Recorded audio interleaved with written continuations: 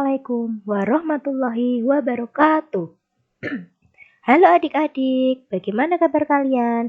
Semoga semua dalam keadaan sehat ya. Amin. Nah, sebelum kita belajar, yuk kita berdoa dulu yuk.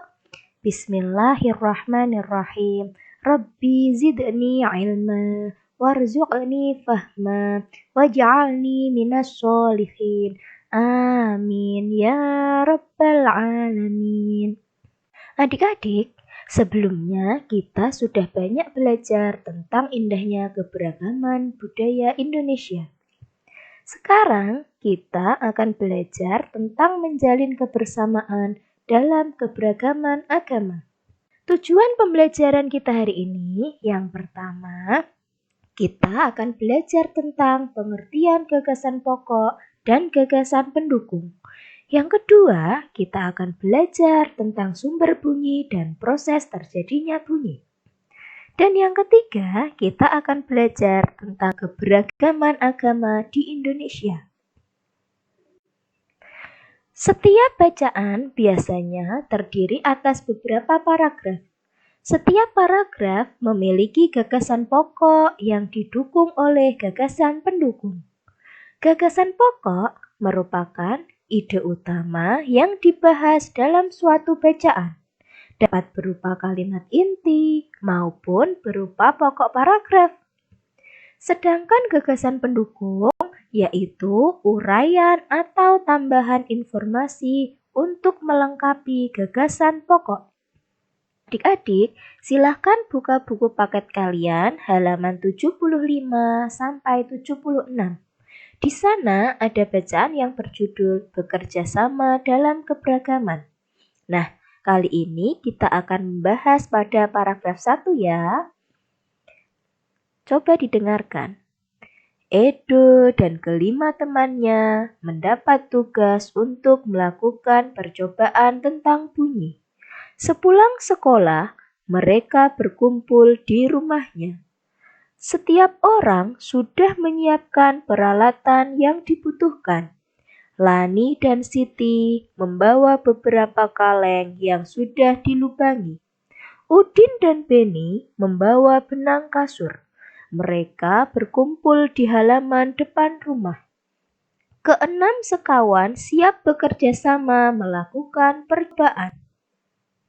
Nah, setelah kita baca paragraf pertama, kemudian kita cari tahu yuk gagasan pokok dan gagasan pendukungnya yang mana.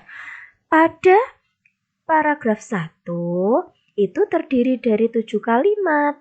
Nah, kita lihat kalimat mana yang merupakan gagasan pokok dan kalimat mana yang merupakan gagasan pendukung. Kalimat 1. Edo dan kelima temannya mendapat tugas untuk melakukan percobaan bunyi. Jadi, mereka mendapatkan tugas untuk melakukan percobaan bunyi. Lalu, pada kalimat kedua itu dijelaskan, mereka akan berkumpul di rumah Edo sepulang sekolah. Pada kalimat 3, mereka menyiapkan peralatannya. Pada kalimat 4, diuraikan. Lani dan Siti membawa kaleng. Kalimat kelima, Udin dan Beni membawa benang kasur. Kalimat keenam, mereka berkumpul. Dan kalimat ketujuh, mereka melakukan percobaan. Nah, dari kalimat-kalimat ini kita tahu bahwa kalimat 2 sampai kalimat 7 itu menjelaskan kalimat pertama, di mana mereka diberi tugas untuk melakukan percobaan tentang bunyi. Jadi, kalimat pertama itu merupakan gagasan pokok. Sedangkan kalimat kedua, 3, 4, 5, 6, dan 7 merupakan gagasan pendukung.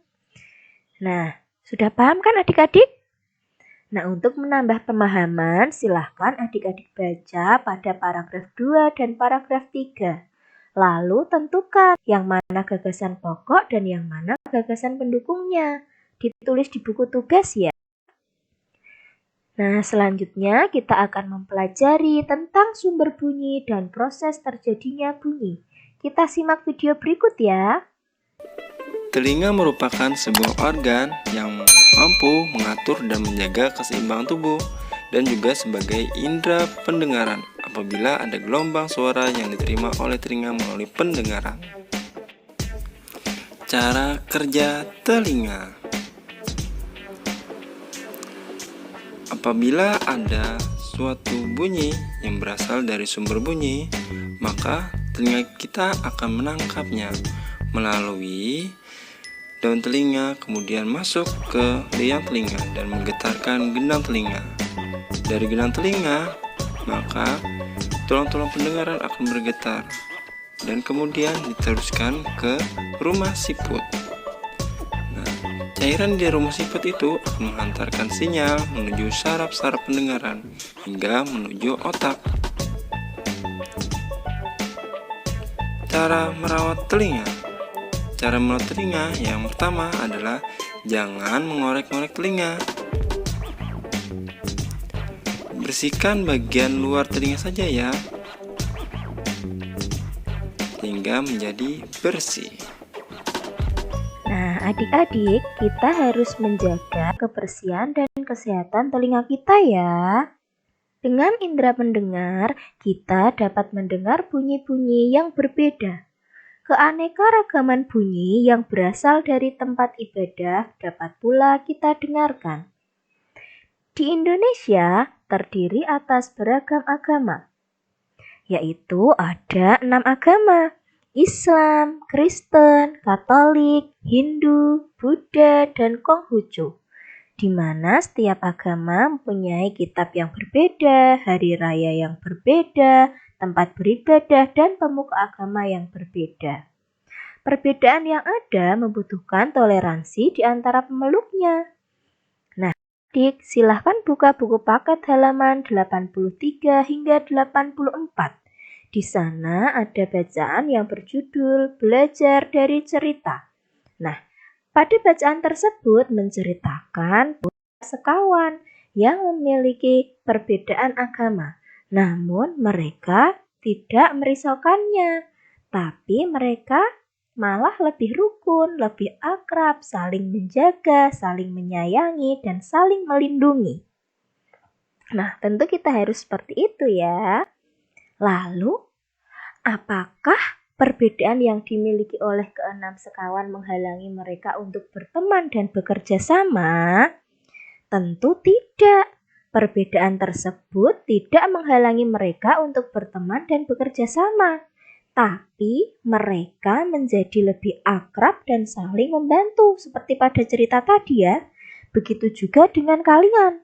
Apakah kalian mempunyai teman yang berbeda agama? Pasti ada. Tapi perbedaan itu jangan sampai menyebabkan pertengkaran. Kalian harus hidup rukun dan saling membantu. Nah, kita juga tetap harus bermain dengan teman-teman kita yang berbeda agama. Tidak hanya dengan teman yang sama agamanya saja ya. Tidak boleh seperti itu ya. Kita harus bermain dengan semua teman, harus saling menghormati, tidak mengejek. Itu adalah sikap yang harus kita lakukan walaupun berbeda agama. Nah, demikian tadi adik-adik pembahasan kita di tema 1, subtema 2, pembelajaran 1 tentang kebersamaan dalam keberagaman.